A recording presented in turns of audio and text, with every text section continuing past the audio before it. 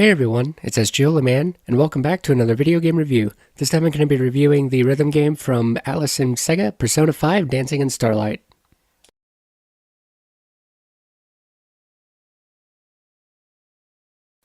The rhythm gameplay is really fun and can be very addicting. The system that this game uses is pretty simple to get into. You only have 6 buttons to work with and an analog stick to do the scratches, but they do throw enough variety at you to keep you on your toes. And the upper levels of difficulty can give you a run for your money. That being said though, the one little complaint I have is that sometimes the screen can get a little too cluttered to see what's going on, but it doesn't really derail anything. One of the most important aspects of any rhythm game is its soundtrack, and thankfully Persona 5 already had a god-tier soundtrack, and it's nice hearing that music again. A lot of the music also got remixes, and most of them do work, although some of them are not my favorites. I don't think they're bad, I don't think they're that great.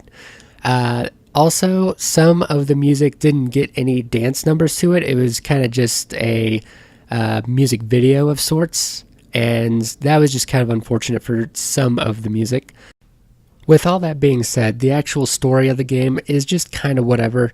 But it's mainly what you would expect of a spin-off game. Like, they're just stuck in the metaverse until they complete their obligation, and once they wake up from this dream, they're not going to remember what happened. So, it's, like I said, the story's whatever, but at the same time, this game really doesn't need a great story.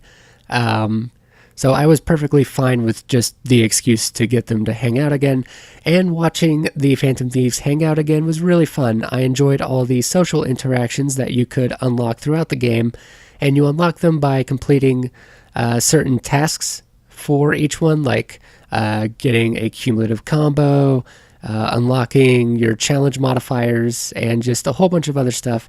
And as I said, it was fun to just see the Phantom Thieves again, interact with them, and I also really enjoyed exploring their rooms.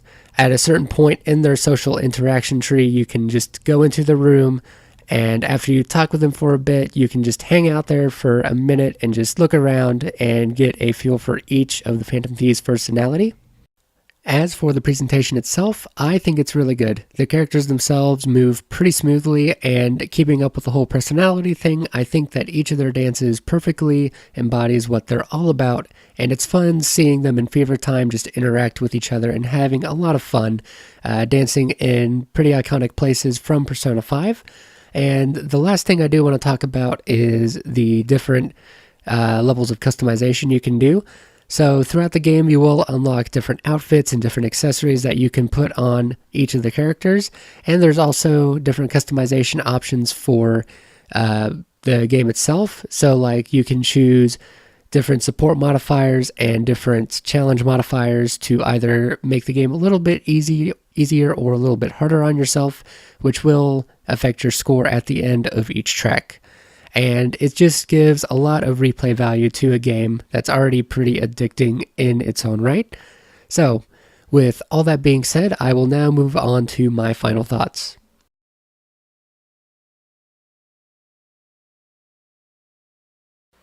Persona 5 Dancing in Starlight is a great game.